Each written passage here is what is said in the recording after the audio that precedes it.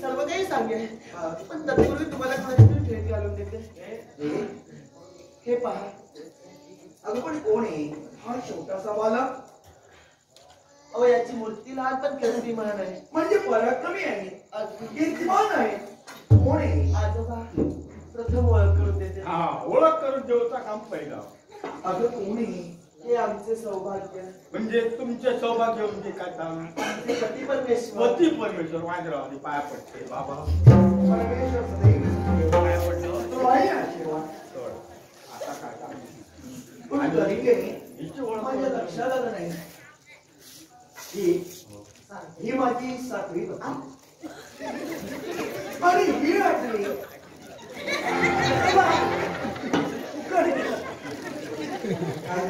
त्याला 8 आहे, तुम्हाला 1 सुद्धा नाही. बाबा मागचा कोण त्याला कारण आहे. ते सुद्धा केले. बरं 8 कशी अकरे? याला कारण आहे. कारण मी सर्वसामान्य नव्हे. मी राजा आहे. बघले ना, मी क्षत्रिय आहे आणि क्षत्रियाने किती लग्न केलं याला बंधनच नाही. पण आम्ही केली तर बघा आमच्याकडे काय झालं, आम्ही सुद्धा करतो होतो साता. पण आमच्याकडे काहींच्या टमटम आमच्याकडे एवढ काय नाही ना. तुमची नाम व्यवस्थित नाही आहे. असं ते यांना त्याच्याने काय हवंय का? कशाची त्यांना गरज आहे का? गरजू व्यक्तीने ते घालीत का? मुळेच नाही हो. मग हा जो बाळा दिसतोय ना, हा या बाळाने माझ्यावर आलेलं संकट दूर केलं. काय म्हणालीस? हा, लहानच्या वाहनाने त्या जीवनातील संकट दूर केलं. अगदी. पण नेमकं काय केलं? अहो अरण्यात वावरत असते मी. हा नरांत घसुराने माझ्या पल्लवाला हात घालण्याचा प्रयत्न केला. रामनगरसूर प्राण हल्ला माझ्यावर केला. अरे काय प्रयत्न केला?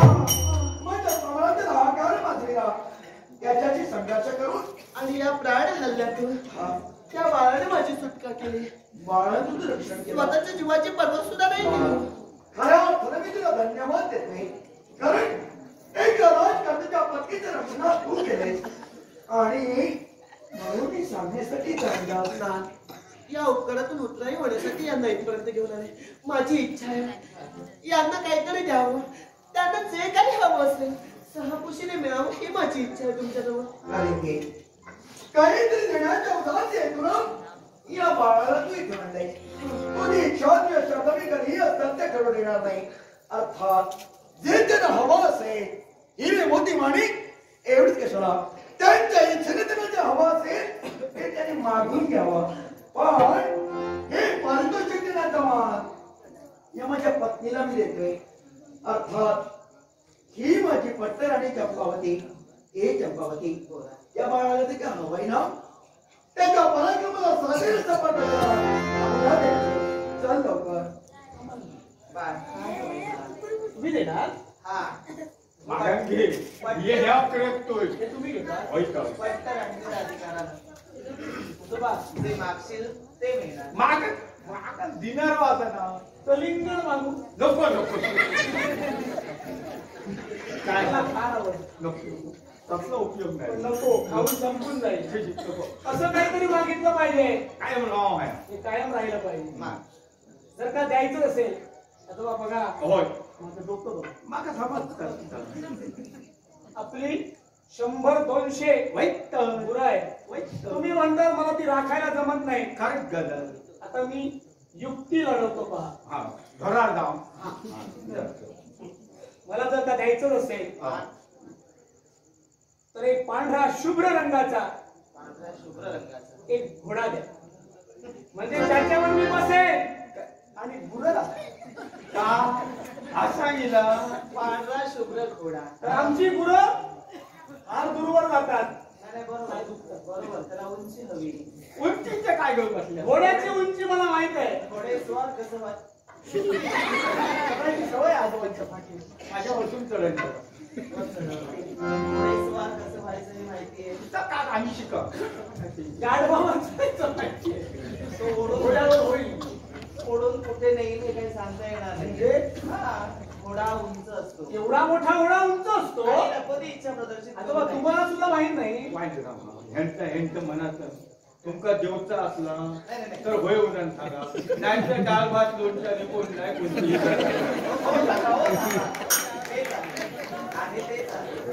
तुम्ही काळजी करू नका. गोडो दिसल्या घोडा देऊ कारण या बाळाचा विचार केला. अल्लड स्वभाव आहे आणि अल्लड स्वभावातून त्याला घोडा हवाय आणि त्याची घोड्याची इच्छा पूर्ण करण्यासाठी त्याला मी लाकडी घोडा तयार करू. लाकडी घोड्यावर बसून खेळेल तरी हा. लाकडी घोडा खेळण्यासाठी देत आहे. मग सवयी होईल. ह्यांच्या मनात दिवसा नाही आम्हाला नाहीतरी नकोच होत. त्यांच्या इच्छेसाठी आम्ही आलो. काय इच्छा असेल ठरलं. काय तुम्ही मला लाकडी घोडा देणार पण घोडा म्हटल्यानंतर त्याला तहान भूक लागणार. पाणी तुम्ही देऊ नका हो. पाणी पुष्कळ आहे. आमची झोपडी नदीच्या किनारी आहे पण ते पाणी भरण्यासाठी आम्ही दोनच माणसं आणि आमच्या मोठी भांडी नाही. माळीच्या फुटला सकाळी घोड्याला पाणी जास्त लागतं म्हणून ते पाणी भरून ठेवण्यासाठी एक भला मोठं रांजण द्या ज्यात मी पाणी भरेन आणि माझा घोडा ते पाणी पिईल. जमेल? रांजणभर पाणी आणि तो लाकडी घोडा पिणार आहे. अरे कसं शक्य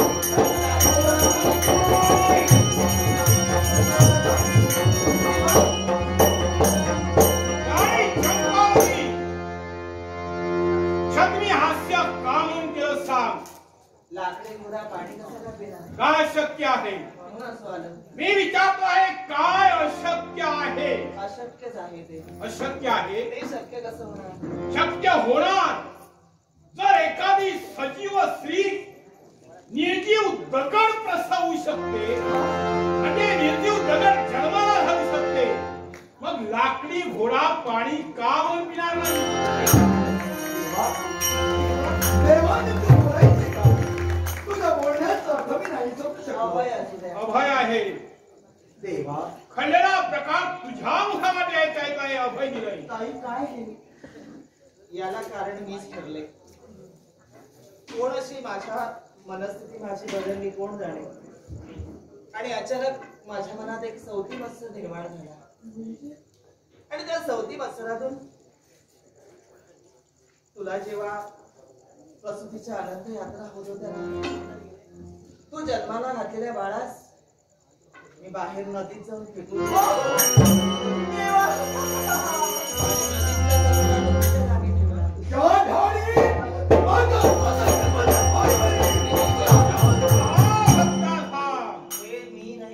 हिला मी अभय दिलेलंच आहे पण हे कृत्य केलं ते हिने नाही केलं हिच्याकडून करून घेतलं गेलं कारण आसुरी शक्तीच्या सहवासात ही आली आणि आसुरी शक्तीची छाया हिच्या आसपास वावरत असल्यामुळे हिच्या हातून हे अघटित कृत्य घडलं. देवा यामध्ये चंपावतीला जे वाईट कृत्य घडविले ते स्वतःच्या इच्छा नव्हे आसुरी शक्तीच्या अवतीभोवती वावरू लागली आणि म्हणून नकळतपणे हिच्यातून घडली. पण देवा अनाहूतपणे बाहेर पडलेले शब्द ज्या बाळाला जन्म दिला तर हराम असता माझा बाळ अर्थात या माझ्या पत्नीने त्या बाळाला जन्म दिला मग त्या बाळाचं कुळ खायचं अरे तुझा आहे तुझं पाशी परी तू जागा चुकला देवा बोलण्याचा तुझा भाव प्रत्यक्ष तुझ्या नेत्रांसमोर आहे.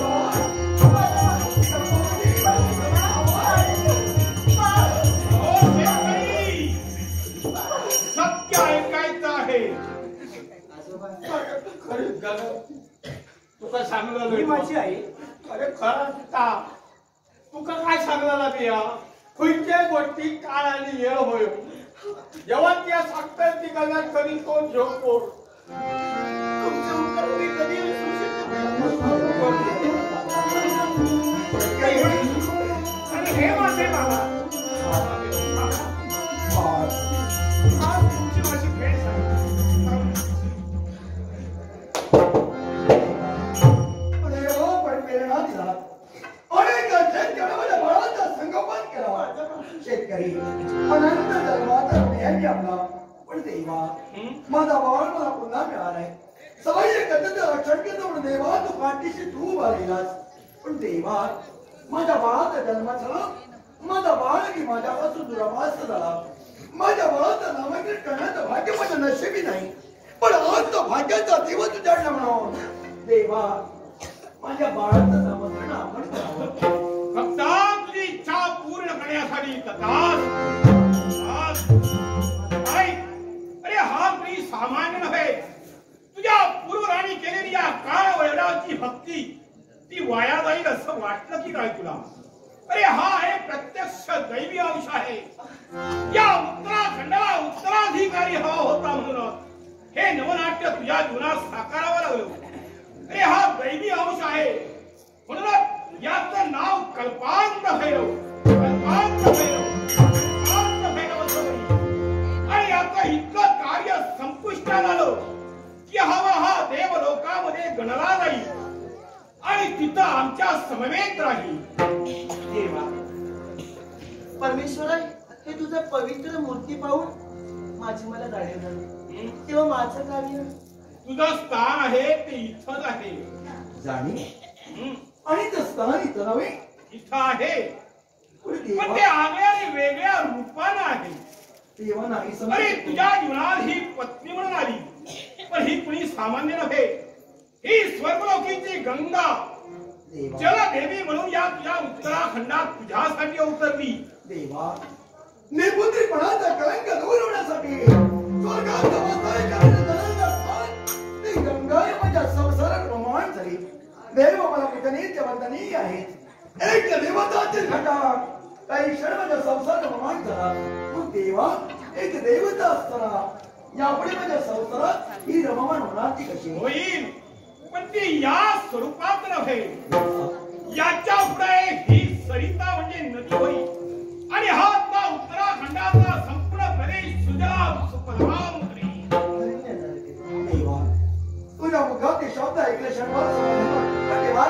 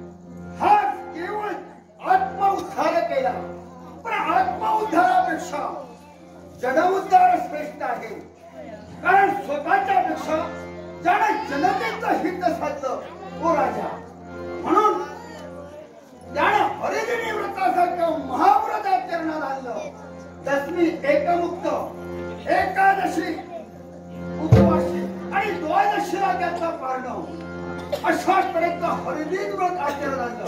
पण तुम्ही देवताने त्याच्या बाबतीत कपट केला. कारण त्या पुण्याईच्या जोरावर तुम्हाला देवतांची आसनं गळवळू लागली. तुमच्या देवतांच्या मनात एकसारखं कपट खवखवीत होतं. म्हणून तुम्ही देवतांना औष एवढं सत्व काढून एक विश्व मोहिनी निर्माण केला. उच्चिष्ट तांबून भरवून त्याला हरिदिनापासून वंचित केला. हे तुम्ही देवतांनी कपट केला नाही. प्रत्येक व्यक्तीला व्यक्ती स्वातंत्र्य ठेवलेला आहे.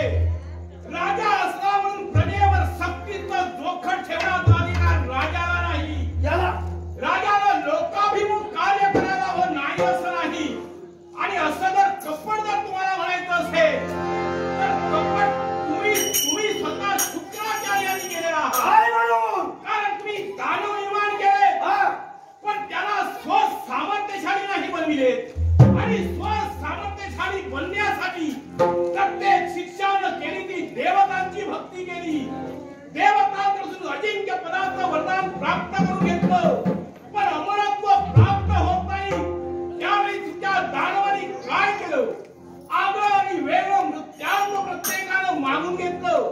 आणि म्हणूनच प्रत्येकाचा नाश करण्यासाठी आणि हे विश्व प्राण्यासाठी देवतांना नव नाट्य घडवावं लागलं. हे भैरवा मी म्हणतोय माझा नेता डोळा पेकून केवळ स्वतंत्र अस्तित्व या विश्वात टिकावं म्हणून तुला सांगत आहे. अरे दानवानं काय केलं नाही? दानवानं सुद्धा तुमच्या देवतांची भक्ती केली. मला सांग मग विरोचन पुत्र बळी अरे बळी सारखा उधार म्हणी स्वर्ण मृत्यू पाहता अशा त्रयत आली नाही. हे तर मान्य आहे, सत्य आहे, योग्य आहे. मग त्याच बळीला तुम्ही कसं वंचित केलं त्याच्यापासून? इंद्र उधारपणाचा फायदा तुम्ही देवताने घेतला. तुमचा देव काळा कपटी महाविष्णू वटू ब्राह्मणाचा रूप घेतलं. उधारपणाच्या बळीजवळ गेला. मी तुमच्या दारी याचना आहे. अरे उधार बळी सर त्याच्या मुखातून शब्द बाहेर पडले. काय हवं ते माग वचन दिलं. त्यावेळी त्या तुझ्या काळ्या कपटी वटू ब्राह्मण रूपी विष्णूनं काय मागितलं? तू जर त्या माझीच्या पूर्ण करत असतील हे 3 पावलं मला भूमी दान दे. अरे बळीनं जाणलं नाही असं नाही. एका पावलानं स्वर्ग व्यापला, दुसऱ्या पावलानं भूलोक व्यापला, तिसरं पाऊल सांग बळी कुठं ठेवू? स्वतःच्या मस्तकावर ठेवू म्हणून सांगितलं. उधार मनाचा बळी, उधार मनाचा बळी. हे कपट नाही. तुम्ही देव वेळोवेळी आम्हा दानवांच्या बाबतीत कपट केला. शिक्षावर एवढ्या तुम्ही संस्कार घडविले असते तर मला सांगा बृहस्पती पुत्र कच्च ज्यावेळी संजीवनी विद्या संपादन करण्यासाठी तुम्हापाशी आला त्यावेळी संजीवनी विद्या त्या कच्च्याला तुम्ही घेता कामा नये यासाठी तुमच्या दानवानी काय केलं? कच्च्याला अरण्याच्या ठिकाणी ठार मारलं. त्याचं दहन केलं तिथे आणि त्याची राख मदिरेत मिसळून तुम्हाला प्यायला दिली. माझ्या शिष्यानं हे जे केलं हे करुणे त्यांचं केलं. पण या शुक्राचार्याच्या घरी आलं त्यावेळी त्याचा आणि जप आणि अन्यायाला शासन म्हणून मी माझ्या शिष्यानं जरूरच केलं. पण ती राख मदिरेतून त्या शुक्राचार्याला पाजली गेली. हे ज्यावेळी माझ्या लक्षात आलं अरे मी आम्हा ब्राह्मणांच्या बाबतीत सुद्धा खाली मान घातलेली नाही. त्याच वेळी मी समस्त ब्राह्मणांना शाप दिलेला आहे की याच्या पुढे ब्राह्मणांना मदिरा प्राशन करू नये. आणि जर का ब्राह्मणांना मदिरा प्राशन केली असेल अरे गोत्या स्त्रियांच्या महत्वाचा वाटेल होईल. मी कुणाच्या बाबतीत केव्हाही अन्याय केलेला नाही. मग शुक्राचार्य मला माझ्या या उत्तराखंडात भक्तांच्या राजाचा विठ्ठल मानत आहे. देवा आणि संगणून मागायला जाणतोय हा मृत्यूलोक आहे आणि याच मृत्यूलोकातले हे मरद मानव म्हणजे तुमचे भक्त आहे. मी जाणतोय या भक्तांच्या रक्षणासाठी तू देव इथं धावून आला. मग मला एक सांग त्या काळातला 6वा अवतार म्हणजे भार्गव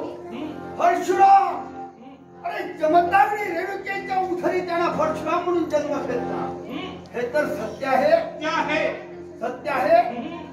मग तामारीचा पुत्र राज करता राजा सहस्त्रार्जुन अरे शिकारीसाठी अरण्याच्या ठिकाणी गेला. सारं सैन्य तहानेनं आणि भुकेनं तडफडू लागलं. म्हणून त्यांनी जर का पाहत असेल समोर एक दूरवर छत्रेचा आश्रम दिसला. आश्रमाच्या दिशेने तो गेला. त्यावेळी त्यानं ही सारी कहाणी प्रगट केली. आश्वासन दिलं, चला गंगात्रीला स्नान करून भोजनात या. राजाचं सारं सैन्य गंगात्री गेलं. स्नान करून आले. पंचपक्वाचं सुसह्य क्षात्राचं भोजन. पण राजाला आश्चर्य वाटलं की एवढ्या थोड्या कालावधीत हे एवढं पंचपक्वाचं भोजन कसं बनलं आणि येणारे साध्य कसं झालं. राजाच्या मनात शंकेची पाल चुकचुकू लागली. राजा पुरुष माथ्याला आणि विचारलं की ब्राह्मण तुम्ही जे आम्हाला एवढ्या कालावधीत भोजन हे चांगलं हे कशामुळे. तर कामधेनूमुळं. अरे हे क्षत्रिय म्हणजे स्वार्थी आहे. मी जाणतोय राजाचा कामधेनूचा स्वार्थ झाला आणि राजाच्या स्वार्थापायी ही कामधेनू मला द्या आणि माझ्या जर सानिध्यात ती असेल माझ्याजवळ तर मला माझ्या जनतेचं सुख साधता येईल. स्वार्थापोटी कामधेनू मागितली. मग मला सांगा जमतावी द्यावी की न द्यावी. मला सांगा संकुचित वृत्ती आहे तुमची ही. कशी काय. कारण दानवाला घेऊनच तुम्ही फिरता आहात. पण देवाचं ब्रीदर आहे परित्राणाय साधना विनाशाय दुष्कृताने. त्यासाठी हे नवनाट्य त्या ठिकाणी घडवलं. भूमीला झालेला भूभाग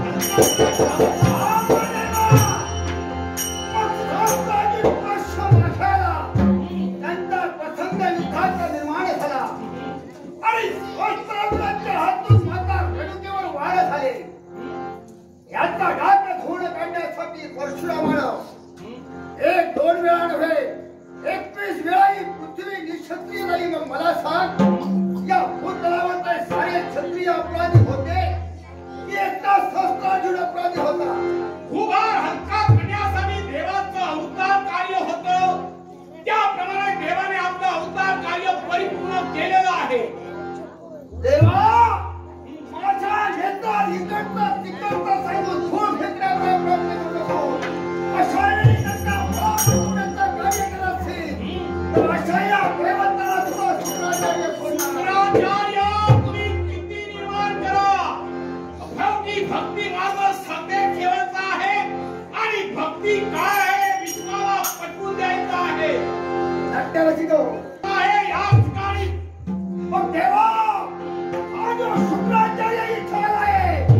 माझा पुत्राचा फूल या तुमच्या भक्तांच्या मध्ये घेतल्याशिवाय होणार नाही. शुक्राचार्य तुमच्या मार्गात का म्हणून व्हायला तुम्ही सांगतो. जर का माझ्या मार्गात म्हणून बघायला असाल तर या काळाचा कसा पारिपत्य करावं. शुक्राचार्याला परिपूर्णपणे सामर्थ्याचा गणपतीवर मंडी झाला असता. या क्षणी खेळलो तुमच्या